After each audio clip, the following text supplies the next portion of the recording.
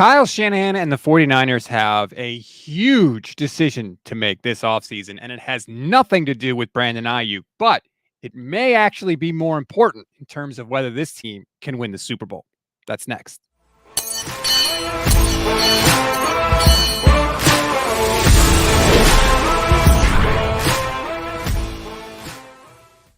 What is good, everybody? Welcome to Stats and Cone on the Gold Standard Podcast Network, part of the Fans First Sports Network. I'm Rob Stats Guerrera. He is Grant Cone. Grant, I missed you after a week in Disney. How are you? I'm doing phenomenal.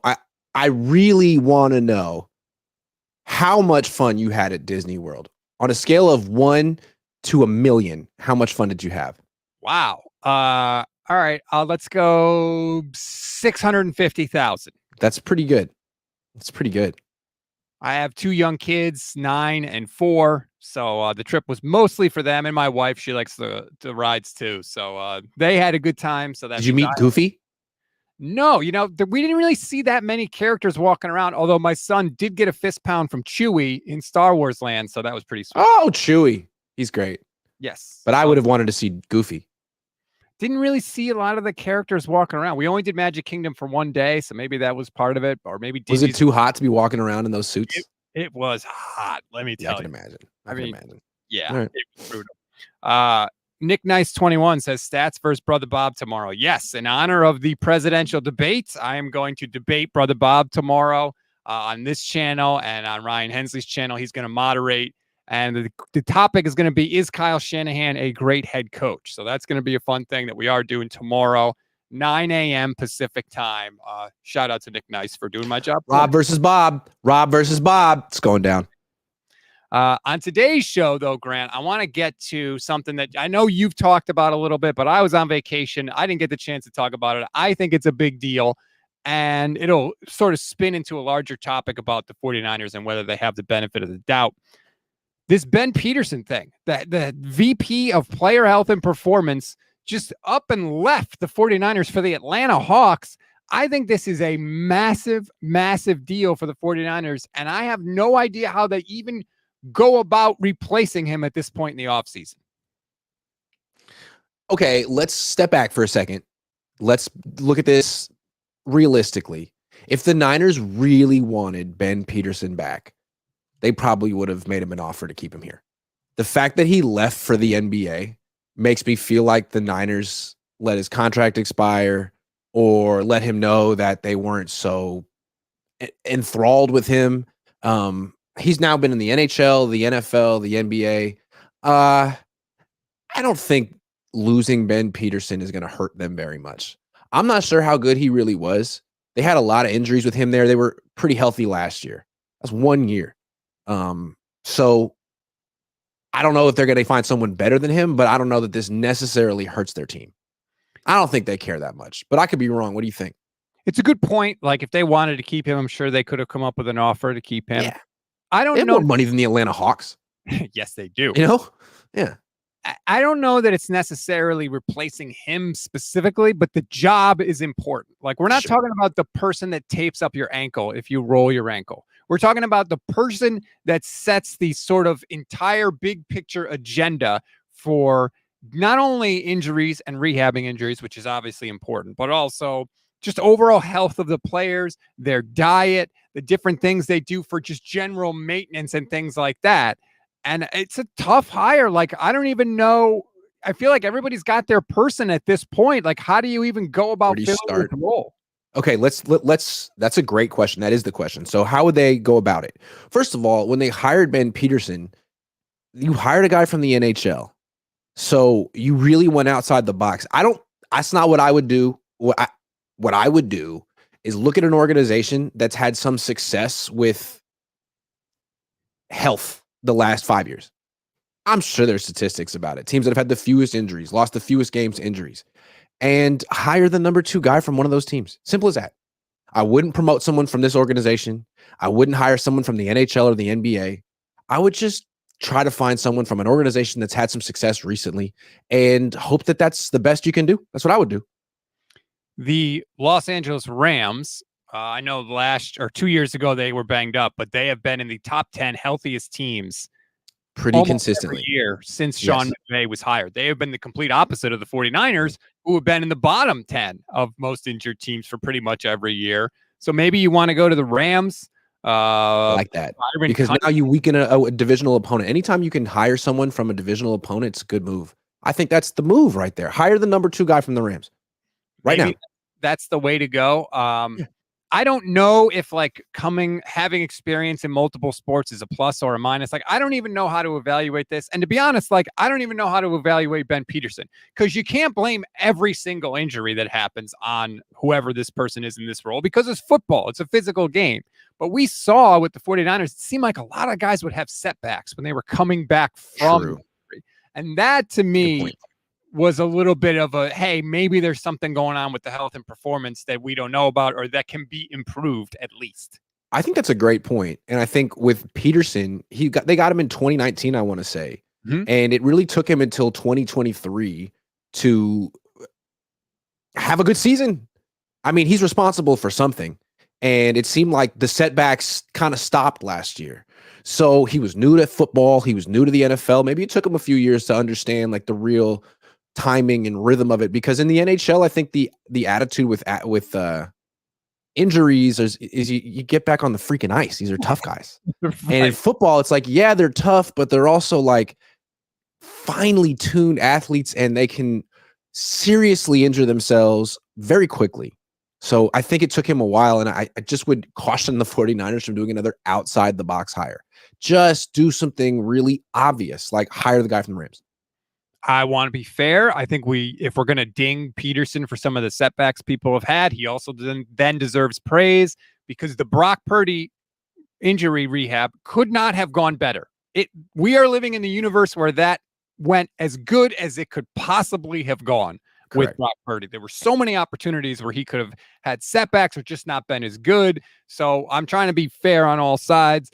But no, what I was saying with Peterson, it seemed like he improved over time. Yeah. But again, this is a Niners team that has no time for learning curves, projects. Like, get a guy who knows what he's doing right now. That's pretty much the attitude with every single position in the organization. Emiliano says, was Peterson the person who was in charge for Kyle never going to check on his players injured on the field? Did he establish that practice?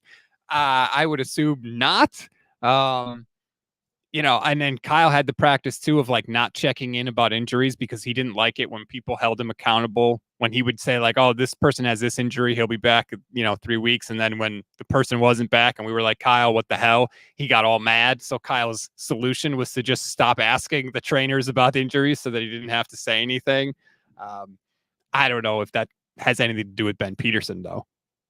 It is a bad look that he doesn't show a little more compassion when the players are down. But I feel like it's a little, here's what I heard. I heard that 2 years ago, week 1, Elijah Mitchell goes down or injures his MCL. Apparently the next day or a couple days later, Kyle's doing like a film review of the game. Here's why we lost to the Bears week 1. And he stops on the Elijah Mitchell injury and says, guys, this guy's a warrior.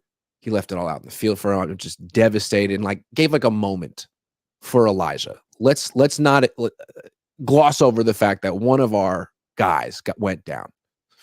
Next week, Trey Lance goes down, breaks his leg, and Emiliano's probably referring to that moment. I mean, Kyle kind of infamously didn't look up or do anything. And then what I heard is that in that a few days later, in that team meeting where Kyle goes over the game and goes over film, really never addressed the Trey Lance injury. Of course he didn't. Didn't address it. They never embraced Trey Lance ever. It's like it never happened. So yeah. I don't know what that means, but that happened. Allegedly. So now the 49ers have to make this hire. And I've talked about this a lot. There are so many things outside of your control that have to go your way in order for you to not only make the Super Bowl, but to win a Super Bowl. And one of them, of course, is injury health. I mean, we saw with the 49ers, Dre Greenlaw gets hurt freaking running on the field in the Super Bowl. Like injury luck is a huge, huge part of it. And some of it's luck, but some of it's also not luck. Some of it is having good health due to good practices and good diet and all of that stuff. And so I think that this hire, like, it needs to work out for the 49ers. I don't know who they're going to get. I don't know how they go about it, but like it is a massive, massive hire that they have to make now. And your point is a good one that they probably could have kept Peterson if they wanted him. So maybe they're not afraid of having to make this hire, but I wouldn't want to be in their shoes right now. I know that. Well, I think it's really smart of you to bring it up today. I'd forgotten about this, but it's June 26th and the Niners don't have a trainer. They might want one. They might want to like sort of have a plan for training camp. How much do you guys want to practice? What's the recovery time? Like, what is the whole thing going to be? Because if you don't have that, I mean, they could have a lot of pulled hamstrings on day one. So that sort of indicates to me that they're probably not going to hire someone from the Rams like we might like them to, that they're probably going to promote someone from within their staff. That's my best guess. And that's not inspiring. If that's what you're going to do, just bring back Ben Peterson, man. It feels like you went cheap and you just let him go to the Hawks and you promoted his underling for less money. Come on. And it's got to be a tough spot. Let's say they did hire somebody from outside the organization, whether it's the Rams or somebody else.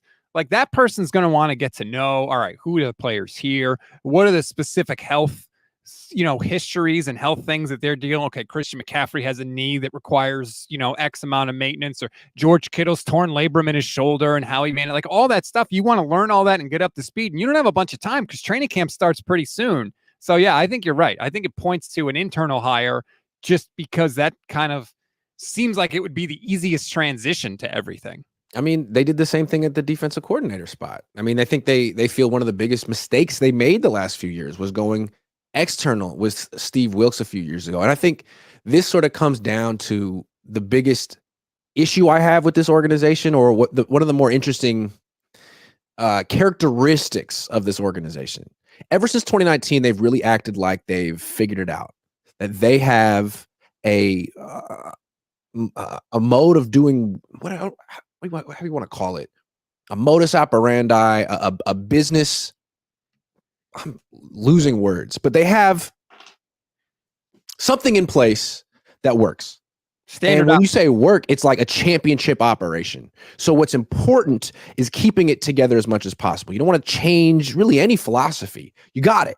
And it's like, well, you don't. You haven't won the Super Bowl. And it's like, well, they had Patrick Mahomes, or there was a rule, or there was a holding penalty. And it's like, do you guys need to fundamentally change anything, or do you guys just need to stay the course? And for 5 years, they've said, we need to stay the course. We need to stay the course. And I feel like this is the last year of that. Like they're the oldest team in the league. Brock's going to get paid soon. The team's going to change drastically in terms of how it's put together. This is the year to prove it. I mean, they may. Yeah, I think the kind of big picture takeaways, you could look and you could say, okay, given what's happened with the 49ers, have they not won a championship because of some major flaw in them? Or have they not won a championship just basically due to circumstance? And I think the 49ers would tell you, and I think Kyle would tell you circumstance. I think a lot of the fans would say they think it's a flaw with the 49ers. I think it's both. Yeah, that's true. But that's true. I think the 49ers would say, look, all you can do as a team is go about things the right way, follow your process, and whether or not you actually win the championship depends on you, yes, but also a lot of things outside of your control, and that's what's bit in the ass. I think that's what they would tell you. Right, and I think that's what makes them so interesting, because to me, it's not the right answer. It's actually denial. And I think why I love covering this team so much, it feels biblical. It feels like Greek. It feels like Greek mythology, like they're Achilles. Like they're the best, but they have an Achilles heel. Yes, they're great. They're freaking amazing, but they have an Achilles heel. And what is it? Who is it? In my opinion, it's Kyle. And that's what makes him so interesting. Like he's the tip of the spear. Like he is the brains of the operation. He put the team together and he can bring them to the very, very top of the mountain. But when it's time to like actually plant the flag, like he's the Achilles heel. And I've never seen a team like it, man. It's so interesting. And I know you're like moving in your chair. It's pissing you off that I'm saying this, but I just think that's my narrative on this team. And it's a good narrative. It certainly has felt like a damn Greek tragedy. I'll tell you that. I mean, God, it has. If they never win a Super Bowl, it'll be very like the rest of your life. It'll be like, man, how did they not do that? That's one of the best teams I've ever seen. How do they not get that done? I think that'll Yeah. be how did they, when we look How back, did they not? especially with the benefit of time, and when we sort of Yeah. emotion of it all fades and we just look at the raw, like they were this good, they put up this many touchdowns and yards and all that stuff For like half a decade. It wasn't just 1 year. I mean, they really had the same core for half a decade. Jeez, this is a huge year for them. They may get it done and validate everything they've felt the last 5 years. No, it's been circumstance. We do it the right way. We stayed the course and we won. And we had a bunch of people, second guessing us along the way. We didn't listen, and look at us now. What a great story that would be. Or it could be the other way. And by the way, even if they were to get it done, it doesn't change it doesn't mean, oh, see, it was all circumstance why we didn't win. Or no, see, it was a tragic fault. Like, it doesn't change the reality of what's happened thus far, even though people will try to do that if they did win a Super Bowl. But also, Kyle keeps going to Patrick Mahomes. I lost to the greatest quarterback of all time. Sue me. It's like, yeah, but you did a good job against him in both Super Bowls. And the difference between Mahomes and Purdy in that one game really wasn't the reason the Niners lost. It wasn't. It was more the difference between Kyle and Spagnuolo or Kyle and Reed. I see both sides of that, because I see Kyle being like, look, I lost to Tom Brady and Patrick Mahomes, the two greatest quarterbacks of their generation. And that's fair. When you put it that way, it makes sense. It sounds good. But also, I agree with you. Like, yes, you were facing Patrick Mahomes, but there are decisions you could have made where you easily could have beaten him because they did a good job against him. I mean, Jair Brown picked off Patrick Mahomes on the first possession of the second half and gave the Niners the ball in Chiefs territory. The Niners punted. They didn't get a first down. No. Yeah. Okay. All right. So, but again, they're not a bad team. They're actually one of the best teams I've ever seen that's not won a Super Bowl. And everyone's that watches football sort of assumes it's going to happen eventually. But every year it doesn't. People keep looking at this team like, what is the deal? And they clearly have an Achilles heel. They don't think so. I think that it's obvious they do. And now people just trying to figure out what it is. Forever it was Jimmy. Obviously Jimmy. But now he's gone. And it's not Brock. Is it the offensive line? I mean, maybe. Is it the run defense? That didn't cost them the Super Bowl. It's like you're running out of things that you can point to. Yeah, I have said it was the game management decisions. Now, they wouldn't have guaranteed a Super Bowl, but I didn't think that the game management decisions in either Super Bowl maximized the 49ers' chances of winning. And that's always been my biggest beef with Kyle, is that he doesn't think so. And I think it seems to be pretty obvious. Let's get to this super chat. Easy. One more thing real quick. Game management. I feel like Kyle's at his best when he just blows you out. Like game management. Let me just put up 21 in the first half and end this. Right. Yeah. And you do that like twice a month in the regular season. It's incredible, but you're probably not going to do it. Your dad did do that in the Super Bowl. He did that against the Chargers with the Niners. But if you're going against Patrick Mahomes like you always do, it's probably gonna come down to the end. So you probably should be prepared for a close game at the end. What are you gonna do? Like when Happy Gilmore gets a hole-in-one on the par 4 and he says, man, that's so much easier than putting. I should just do that every time. Right. Like, that'd be great, but sometimes that's Kyle. Down to it. Easy Tino, thank you very much for the super chat. Says Brandon Aiyuk went from crying outside his locker in February after the Super Bowl to calling a meeting with the demands in June. Stat line, 3 catches, 49 yards is not worth the meeting, if I'm honest. Has Brandon Aiyuk ever caught 10 touchdowns? No. Aiyuk has not ever caught 10 touchdowns. Brandon Aiyuk has never averaged 5 catches a game for the 49ers. The problem is, I think it's totally within Brandon Aiyuk's right to say, I'm not the reason that that's not the case. The scheme is the reason that that's not the case. And that is the ultimate impasse with the 49ers and Brandon Aiyuk, right? Aiyuk says, if you give me the opportunity, if you feed me, I'd eat. And the 49ers are saying, we don't feed anybody, so why should we pay to feed it, to not feed people? And both sides are right. And I don't know how it's going to get worked out. Yeah, both sides are right. Like if the Niners were to just cave and give Brandon Aiyuk every penny he wanted, that wouldn't be the right move. It would be a mistake for the reasons that they've figured out. Like, he's not worth that much to them the way they're constructed. So at the same time, though, if they were to cave and trade him to freaking Washington now after the draft for whatever the hell Washington would give him, like that would make them worse. So you could argue that they messed up the situation. Like, they're going to posture like, well, we have the leverage and he has to play for us and we can tag him. It's like, yeah, but that's explosive. Like, that's messy and you may not want that, but give it a shot. Trading him to Adam Peters too would be like, oh, like, because the guy that was with you that clearly knows Brandon Aiyuk, like, yeah, that would be a whole thing. Yeah, like the first big move Adam Peters does is just like win a big trade with the 49ers. Like, John Lynch can't let that happen. Keith Murphy, the unbeaten, says, I feel the same way about the Harbaugh era. To go through Shanahan and Harbaugh era with no rings would be devastating. Yeah, I mean, the Harbaugh, like, they were right there too, right? 3 straight NFC championship games, a Super Bowl. In Harbaugh's case, a Super Bowl that ended essentially with your team at like the 3-yard line going in to take the lead in the Super Bowl, and you didn't get there. And you had multiple opportunities to think of something clever to put the game away, and you called the same play 3 times. Like, that's as bad as anything Kyle ever did. And in retrospect, we all like to romanticize the Jim Harbaugh era. It was 4 years and ended too soon. Like, he had his chance, and that was embarrassing. Harbaugh and that team was honored by the 49ers. 49er fans look at Jim Harbaugh as, oh my God, he was so great. He got such a raw deal at the end. He is not looked at the way Kyle is looked at right now, where it's your fault. You got to go. And Kyle has done everything Jim Harbaugh has done and got to another Super Bowl on top of that. I think that's really weird that those two guys are looked at differently. Well, it's a great point. Let's talk about that. I think with Harbaugh, it was 4 years. So you could sort of imagine what would have happened if he had gotten another 4. Maybe he would have gone back to the Super Bowl. Maybe Patrick Willis wouldn't retire. Justice Smith, and they'd come back and they'd do it. And Colin Kaepernick was still, who knows? It's fantasy land.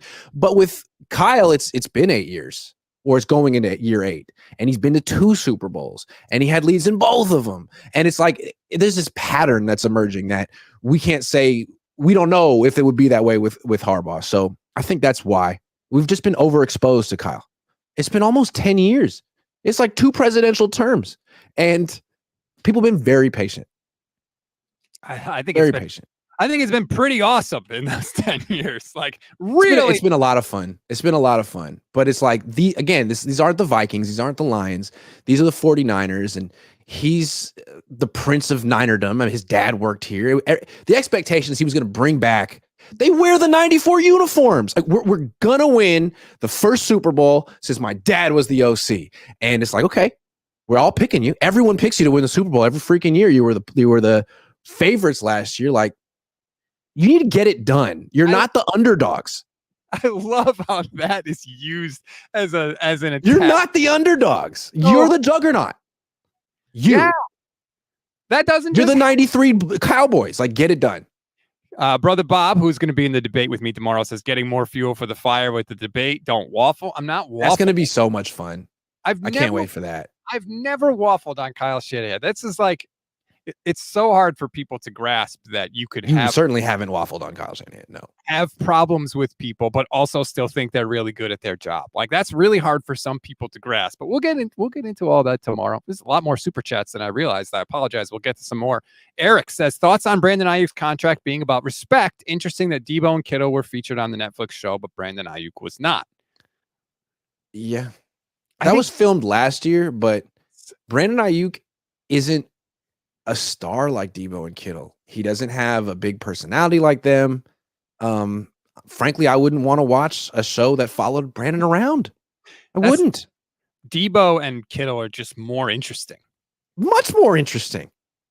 In the sense that they are interesting. And Brandon, I mean, honestly, what's interesting about Brandon, no one knew about him. He was just the quiet guy of the 5. And now this offseason started with him, making it clear he'd like more money, and all the Niner fans are on his side. Man, this guy's great. Now, after he's like really shown who he is, Niner fans are tired of him. Like, man, 26 is fair. Who does he think he is? What is his problem? And it's like, yeah, man, like, you should probably look in the mirror and think about how you're presenting yourself, because you're not doing a great job right now. You're making Debo look good. Remember, Debo was the bad guy 2 years ago. Now he's showing up to mini camp. He's like, yeah, trade him, keep me. It's like, yeah, I think I would do that too.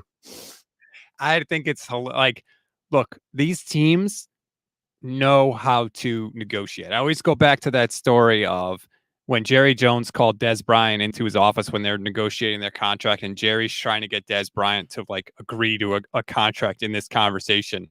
And Des looks at Jerry and he's like, Jerry, would you try and cover me out on that field? Would you ever try to do that? And Jerry was like, no, you'd kill me. And Des is like, exactly. So why would I try and negotiate with you up here? You're going to kill me. Like the teams know what they're doing. And the 49ers have played this perfectly to turn the fan base against Brandon Aiyuk, because TJ Houshmandzadeh said, hey, you give him the Amon-Ra St. Brown deal and he would have signed. And all the fans were like, those cheapskates, you should give him the Amon-Ra St. Brown deal. And then Mike Silver reports, hey, the 49ers offered him $26 million a year. And all the fans went, you not satisfied with $26 million a year? You're a greedy player. The Niners perfectly.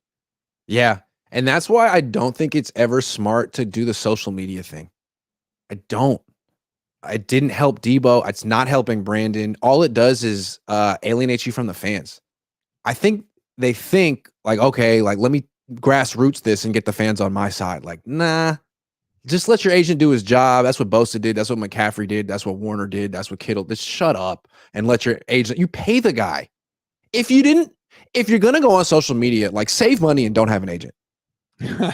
Well, isn't it interesting that what was it? March, Brandon Aiyuk went on with Shannon Sharp and Chad Ochocinco and said, "Hey, we've got professionals on both sides working this thing out." And now in June, he's flying to the team. He's requesting a meeting. I feel like we have things have changed since that. Why are you, dude? You have an agent. The agent is like best friends with John Lynch. You should be good.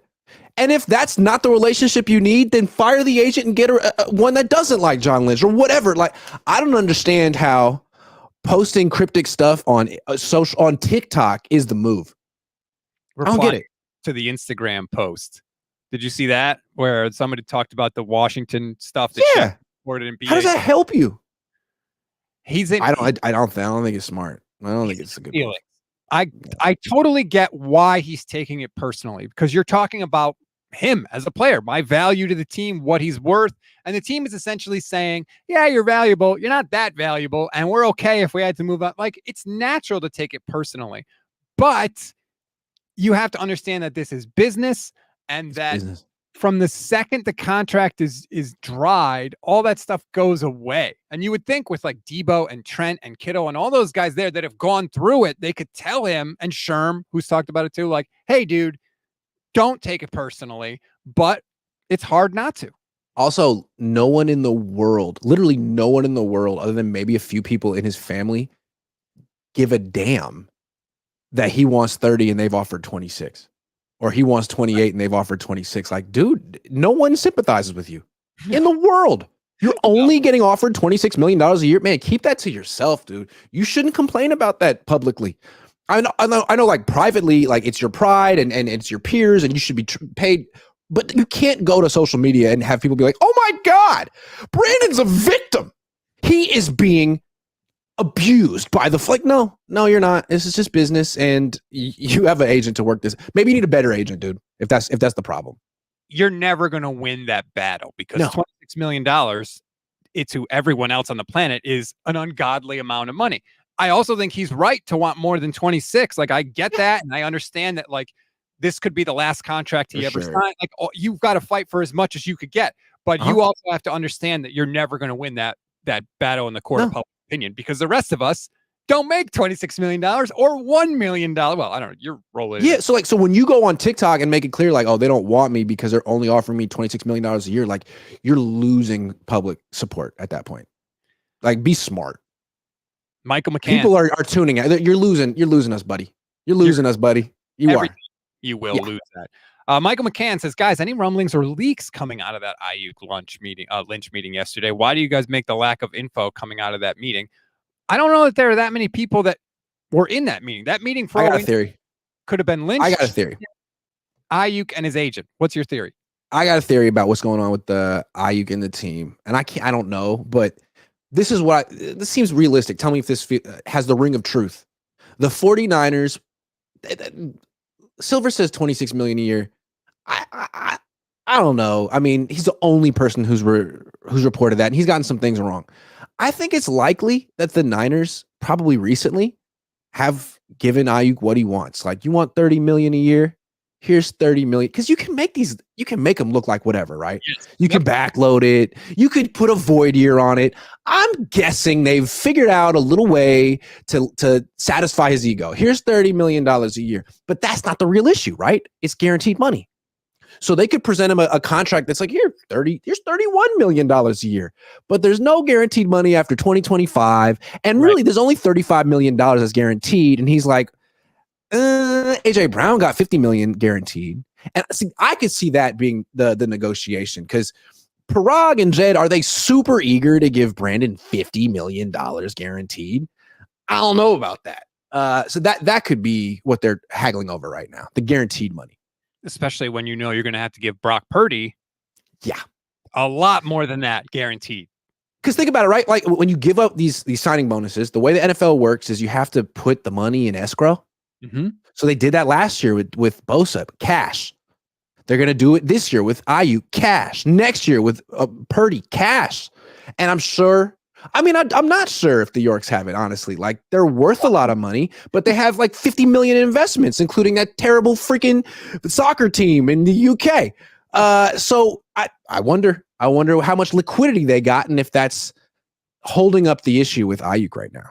Right. You have to have that money, and you have to put it in an account. You have to put it aside, because back in the day, they were worried that these teams were just going to fold, and then the players would have been screwed. They wouldn't have been able to get their money. Now, there's no chance that the 49ers as an organization are going to fold. So they don't really need to have that rule, but they still do have that rule. And that is a real thing, especially with the Raiders. I know a lot of it was like, hey, the owner just doesn't have the money to be able to do that. So that's why they didn't sign some of these guys to contracts. Like, you got to have millions. Amari, Khalil Mack. That's the truth. Absolutely. And like, the Niners are entering guaranteed money ranges that they've never been in before. Every year it's like another 50 million. What was it last year? 80 million with Bosa. This year could be 50 million with Aiyuk. And then, God, what is it going to be with Brock next year? What is the guaranteed money now for the 150 million now? 150? Think about, like, now, granted, if you are a billionaire, 150 million is not that much money. But like you said, it's about liquidity. It's about, do you actually have the money somewhere that you can put into an account? Most billionaires, I would assume, don't just have an account with hundreds of millions. Like, their checking account, their Wells Fargo account doesn't have $150 million in it. I was tied up in investments or whatever. So speaking of rich people, I played 9 holes at a country club in Oakland yesterday. Have you ever been to a country club? A country club? I have, yes. That was my first time. Like, you have to be invited. And it's a thing. It's crazy. I did my best just to like blend in. But man, on a Tuesday at like noon at a country club, a lot of wives who are quite nice and a lot of retired people reading the newspaper and drinking wine. It's like, man, you read the newspaper like you're holding it. It was crazy, man. I was like, who does that anymore? People at freaking country clubs. It's a different planet, pretty much. Like, I can't even imagine how much those people pay per month for the right to sit there and read the freaking newspaper where they could do it home. I'm sorry. I mean, I don't know. I could never. What'd you shoot? Not good. I'm really at the point where, like, I don't even keep score. I've been playing for 3 months. The score I keep is how many balls did I lose today? And it was too many. I only played 9 holes. It was bad. I got in my head. Not good. I like to hit the ball really hard. That's fun. But like, controlling where it goes left and right, putting, I'm working on that. It's hard. So 2/3 of the game, really. Like the most important parts, but like hitting it really hard and not caring where it goes, I'm great at that.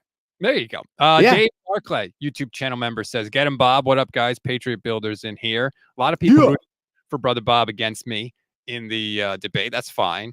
What I like about that debate is that both of you guys are going to get pretty animated, but I don't think either one of you guys will take it personally. You guys are both good at compartmentalizing sports debates. Some people get really like, you know what I mean? You disagreed with me on my show? We should get fired up. That's the best part. And that's the best part. Yeah. We will. Birdman Jr. has been a YouTube channel member of yours, Grant, for 28 months. That's such a good name, good amount of time. I love you, Birdman Jr. That's Lil Wayne. All right. Jimmy Kwan. Stats and Levin look exactly like police officers who found the injured telephone repairman in the original John Carpenter assault on Precinct 13.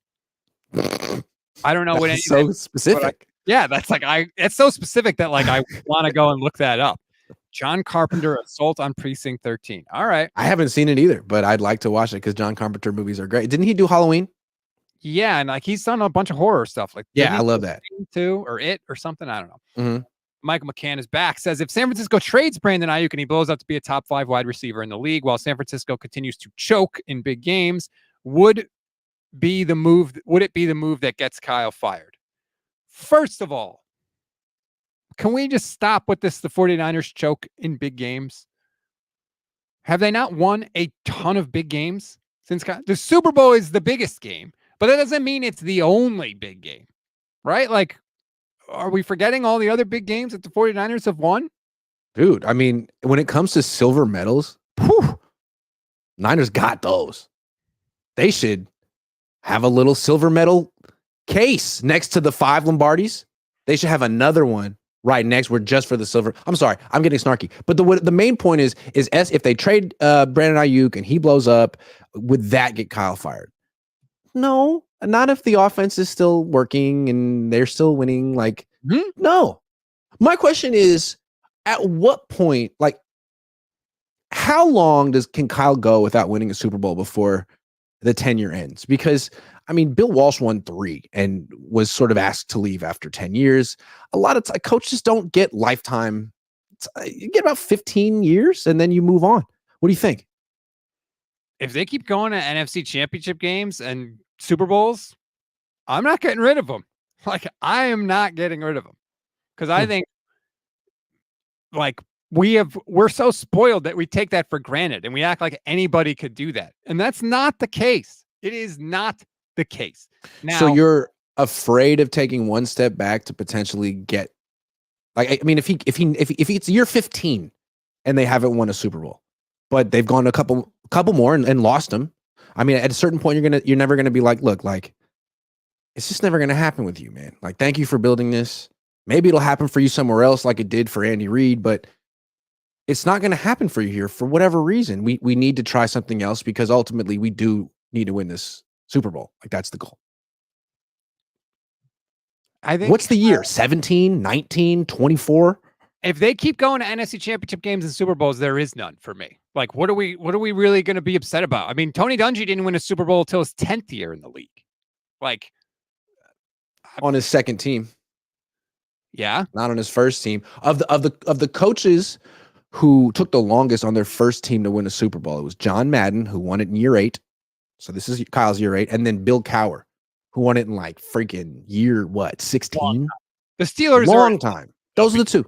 They keep coaches forever. You almost have to take the Steelers out of it. I want to look up real quick. Longest tenured head coaches, NFL history. I just want to know, like, who are the guys who've coached the longest? Tom Landry coached for 29 seasons. Yeah, Don Shula, 26. Belichick, 24. Chuck Noll, 23. Are we looking at like 24? I'm just saying, like, to get to those numbers, you got to win Super Bowls. Chuck Noll won Bill Belichick won. You don't get to 20 with conference championships. At a certain point, your organization says, man, you're not a closer. You're not a closer. Maybe I'm wrong. I don't know. Well, I think organizations do that. I think it depends on what that point is with the organization. But I think if I had to guess, and this is just my guess, I think Jed is totally satisfied with making conference championship games and Super Bowls. Like, he doesn't strike me as a win Super Bowls or else owner. As long as that. No, and he doesn't seem like the kind of guy who's like, oh, I could find someone better. Don't worry. Because he knows he can't. Because he hired Tom Sula and Chip Kelly. So, like, he's just so grateful he got Kyle, right? It could have been so much worse. Flav says, seems like Brandon Aiyuk is really scared about having to bet on himself one more year, which makes me wonder how confident he really is. I don't know that I would think it's scared. I think Brandon Aiyuk says, dude, I've done my time. I've done everything you've asked. I'm willing to do more if you give me the ball. I don't think it's he's scared. I think it's like, I've done what you asked. Now it's time to pay me. Please pay me. Yeah, but I think there's something to what Flav is saying. It's not necessarily that he's not confident in himself, which is what Flav is suggesting. But it's not like Bosa where he could just be in complete control of his stats. Kyle has to call the plays for him. Mm-hmm. And if he goes back there, there's a possibility that Kyle decides that Brandon is going to be in the doghouse this year. That he, didn't run his routes hard enough in practice that week, or that Debo's better than him now, or they're just going to have a slightly different pecking order. And hey, you're actually going to get 4 catches a year instead of 4.7. Kyle can do whatever he wants to do, and he can say they can still win. So I can see why Brandon would be a little apprehensive. I mean, did they not do that in the Super Bowl? From Brandon's perspective, Kyle just did it. Why didn't I get targeted in the Super Bowl? Well, because they were looking ahead to our negotiation before we won the Super Bowl. I mean, that's what I would think if I were Brandon. Maybe that's not the case, but that's what I would think. I mean, Aiyuk was frozen out for essentially half a year because of stuff. God knows what. Right. But like, that is a thing that happened. He knows what it's like. He has seen it happen. So I don't think it's fear about betting on himself. I think it's fear of this might be taken out of my hands, like you just said. I thought that's a very good point by you. One more thing too. Mike Silver said it's going to be Hunger Games between Brandon Aiyuk and Deebo Samuel for who gets to stay on in the organization long term. Well, Brandon is alienating himself from the team, holding out, not there. Deebo showing up, being a leader, taking Ricky Pearson all under his wing, and Jacob Cowing. And it's like, one guy's being like, hey, man, I only make $23.8 million a year, and I freaking love it, and I'm super happy. And the other guy's like, I need 30. Oh, I'm not showing up. It's like, Brandon, you are playing yourself out of town. Look, Deebo is a very smart guy. I'm sure you are too, Brandon, but like, look what Deebo's doing, man. He's taking the play away from you right now. Be smart. Never mind that Deebo shows up out of shape every other year. Not this year. Right, not this year. Not this year, baby. Brandon, you're blowing it. Deebo Samuel, not stupid. Josh Smart Wyatt, guy.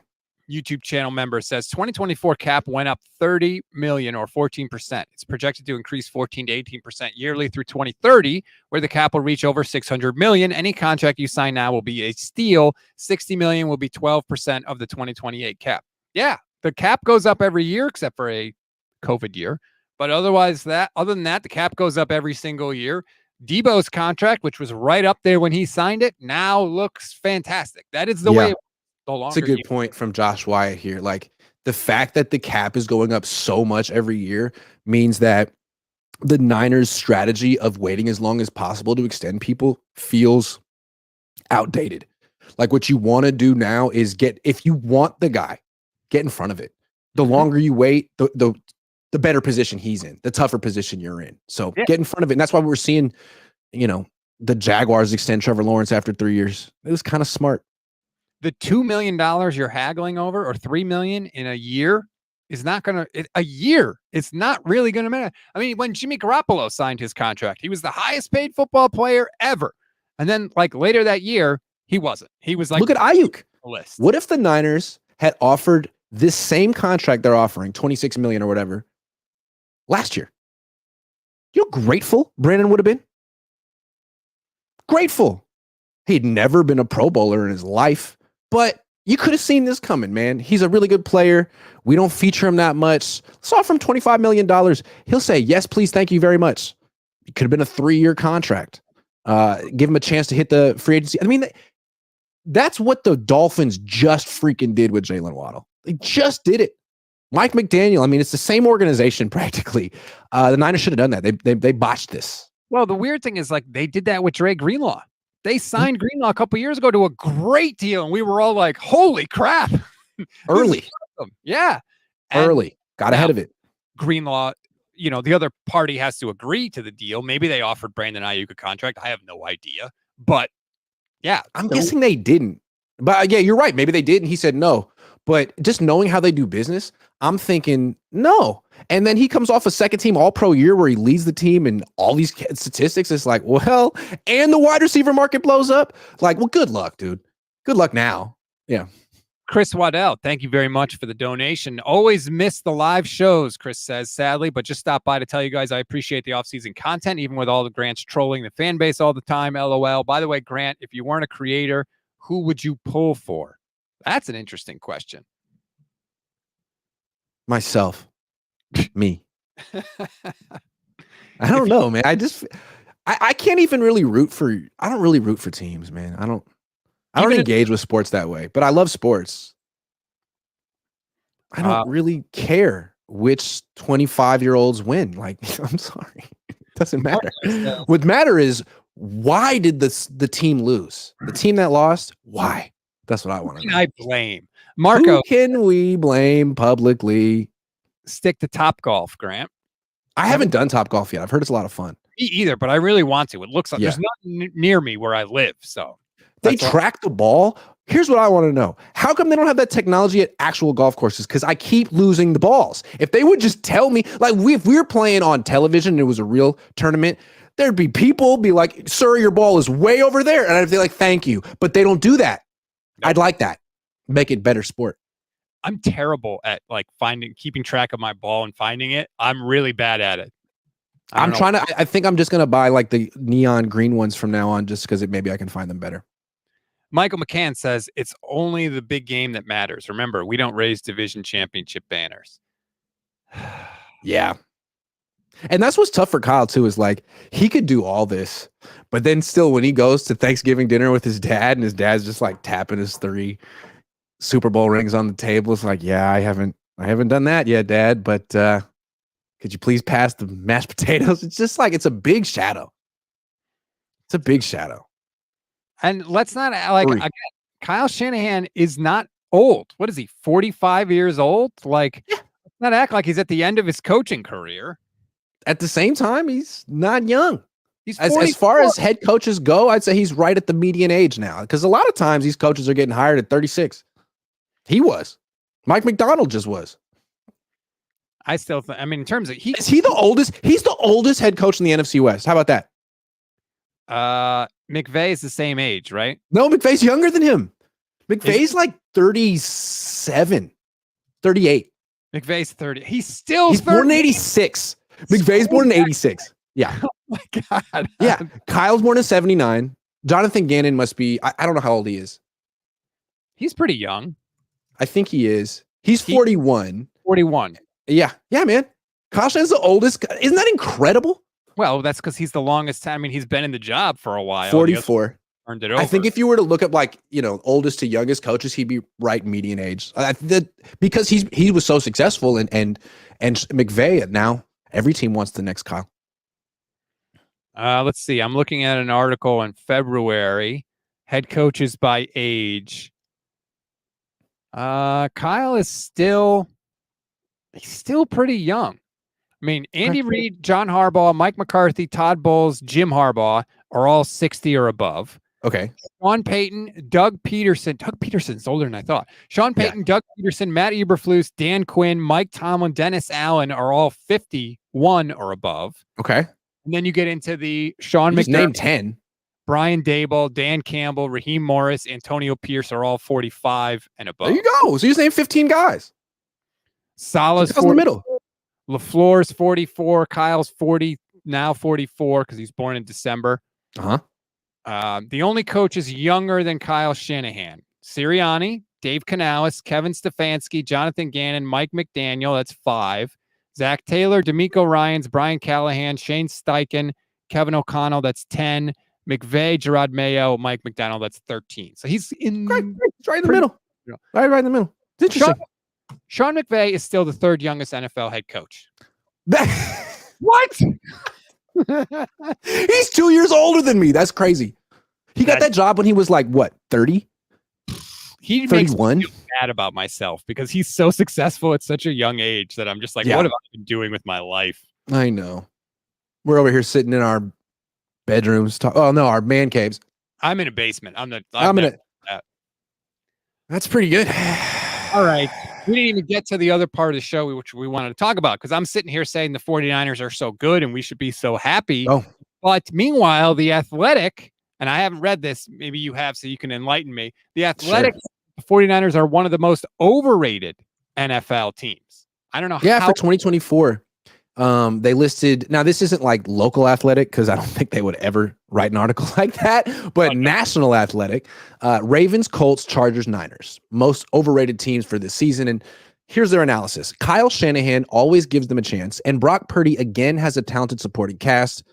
Kind of a backhanded compliment for Brock. Although Brandon Aiyuk faces an uncertain future, questions loom over the defense, however, with first-year coordinator Nick Sorensen directing a unit that lost Eric Armstead and Javon Kinlaw to free agents. Oh, my God. And must deal with the extended absence of Dre Greenlaw. Fair. Who was recovering from Achilles surgery.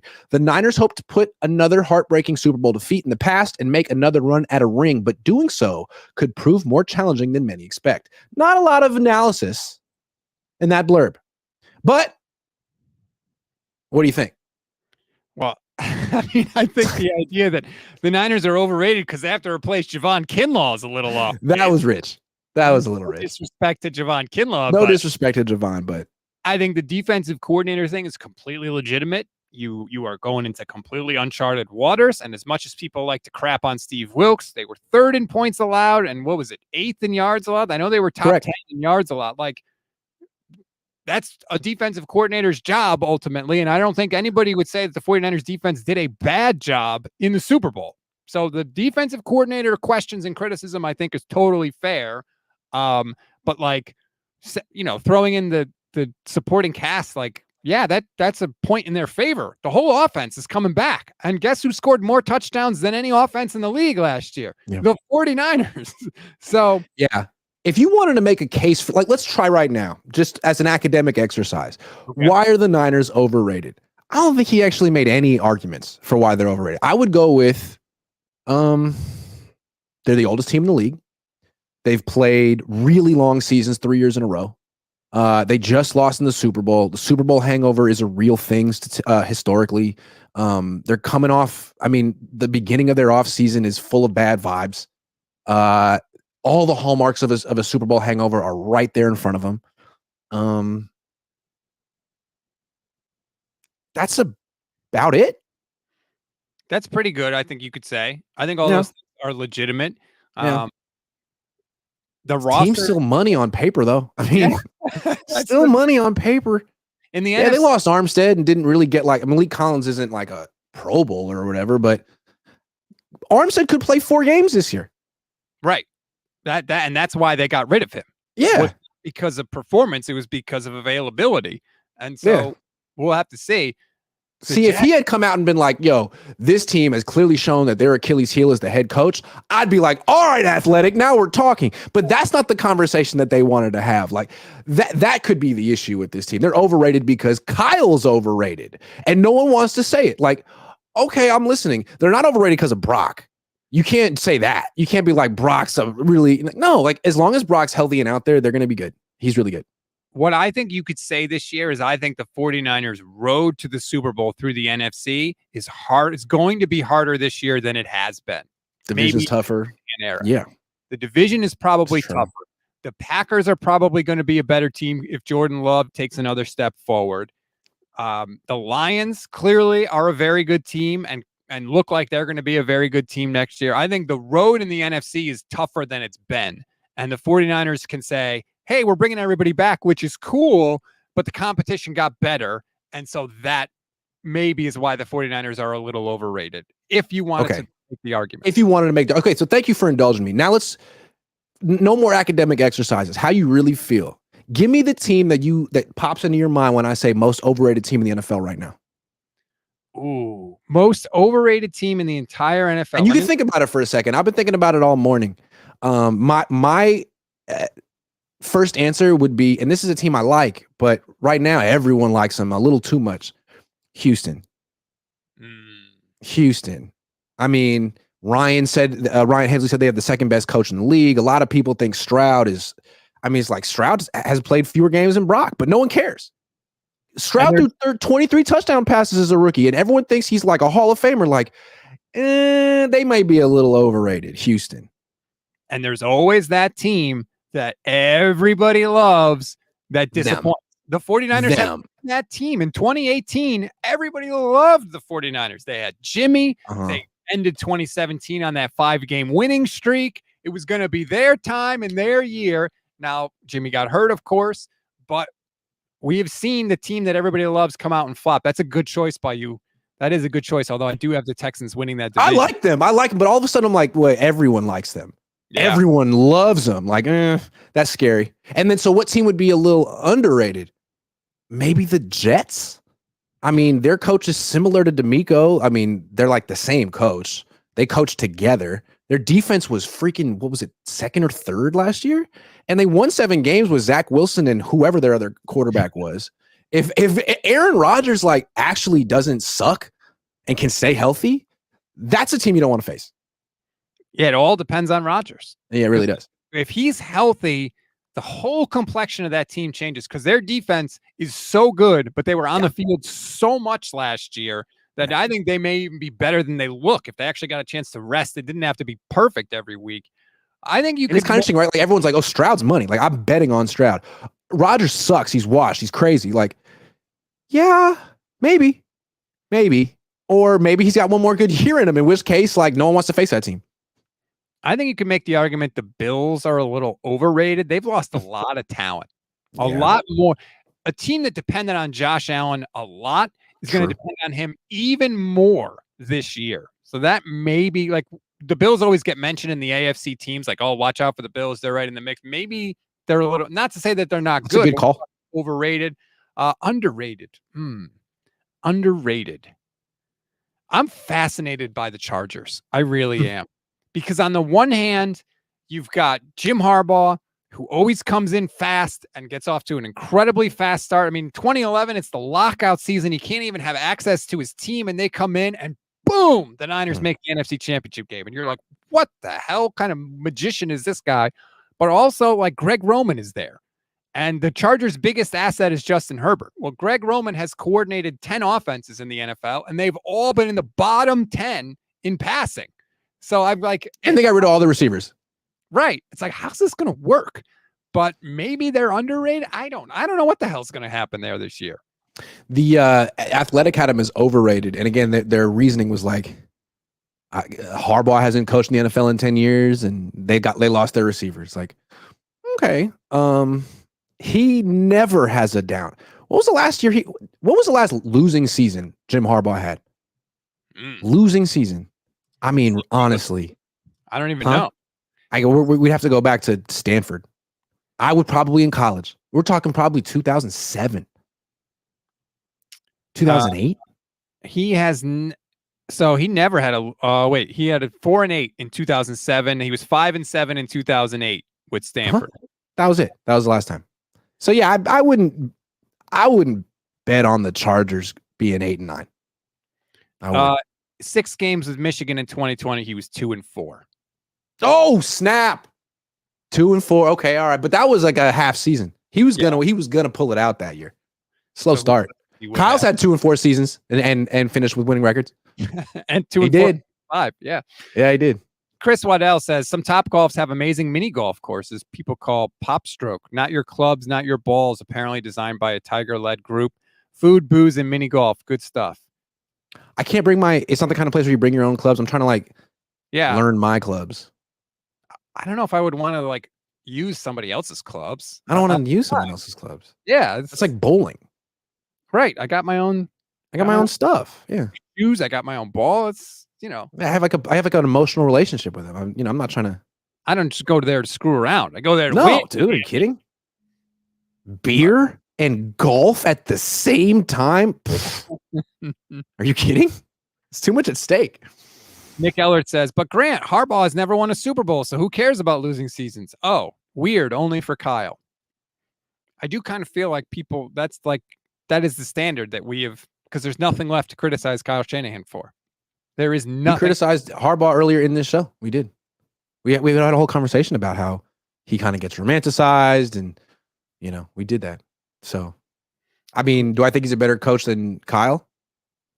Probably. I don't know. He did win that national championship. That's impressive at Michigan. It's impressive. Michigan was nothing. They were like UCLA basketball. They were just like nothing when he got there, and he turned them into a powerhouse. That was pretty incredible. Stockton Slap is spamming the chat. Rams are your daddy, which is hilarious because the Rams have one win against the 49ers in their last, 10 games? Now, I understand it was a big one, but let's not. Oh, no. Carson Wentz beat Sam Darnold. Can't forget that. Oh, yeah, that's right. Well, that legendary matchup. Oh, my God. Sam Darnold. I loved in the second half of that game, like the Rams made all these second half adjustments and started calling zone read and stuff. I was like, you really want this game, huh? Like, wow. They want those dubs. I think it pisses off Sean McVay that he has been owned so many times by Kyle Shanahan. So now he can puff out his chest all offseason like, yeah, got you with Wentz. The weird thing is the voodoo that Carson Wentz. What has he beaten the 49ers 3 straight times? He's a good quarterback who keeps. I don't understand that. And now he's the backup on the Chiefs, which I think is genius. Yes. Yes. Absolutely. Meanwhile, the Niners got Josh Dobbs. I don't understand how they never got Carson Wentz, man. You should have taken him away because if you face him, you're going to lose. I don't know why, but he's got you. My God. Can't you see? Can you imagine if the Seahawks had him instead of Geno Smith? Like they might actually have something. I don't understand what Carson Wentz must have halitosis. That's all I can explain. All I can think of. It now. I did not realize he was the backup of Kansas City. The Niners face the Chiefs again in the Super Bowl. Mahomes gets hurt. But who comes in is 49ers killer Carson Wentz. And he gets to sort of be on the other side of the Nick Foles story, right? Because Nick Foles sort of took his moment. And now he gets to come back and get his moment. Carson Wentz. God. Oh, man. Yeah. Hell yeah. No. It's going to be Josh Dobbs. Dobbs is going to be the hero this year winning a Super Bowl. He's the Nick Foles of the season, Josh Dobbs. No, excuse me. It's going to be Brandon Allen. Excuse me. It's going to be Tanner Mordecai. Almost misspoke. Tanner Mordecai. Tanner. Yeah. From now, I'm changing my name to Tanner because I don't think Grant is quite Caucasian enough. So, Tanner. I put out a thing. I said, "Is Tanner the most Caucasian name there is?" And a lot of people were like, "What about Grant?" I was like, "Oh, touche." I hadn't thought of that. I feel like I heard somebody say this once. They were like, "How does Chadwick Boseman, the guy who played the Black Panther, the symbol of black power and black success, have the whitest name on earth?" Chadwick. He's the only Chadwick I've ever heard of. That's a bold name. Should we name him Chad? No. Chadwick. It was missing something. It needed a little extra. Chadwick. I had thought of that when I saw that comment, but I was like, kind of got it. Chadwick is, yeah. It's just unnecessarily long. What? Chad was already borderline. Chad? No, we need to call him Chadwick. Oh, okay. Yes, and as Lee says, R.I.P. We do miss you, Bozeman. You're the man. We do. Yeah. All right. Anything else you want to get to on today? My name, actually, my full name, Grantwick. I never told anyone. I like it. I think it gives it a little bit of it elevates it. It elevates the name, Well, Chad is normal. Chadwick, I've never heard of that. It's great. I think we've reached the end of the show for today. Yeah. Personally. Yeah. I think that's all we do. Rob Wick, Grant Wick. Rate, review, and follow the Gold Standard Podcast Network and the Grant Combs YouTube channel as well. Again, I'll be live with Brother Bob tomorrow, 9 a.m. Pacific time. In honor of the presidential debates, he and I will go head to head. Is Kyle Shanahan a great head coach? Can he win the Super Bowl? That'll be on this channel. It'll be on Ryan Hensley's channel. He's going to moderate it. It's going to be a ton of fun. Grant, what do you have coming up this week? I'm golfing. Top golf.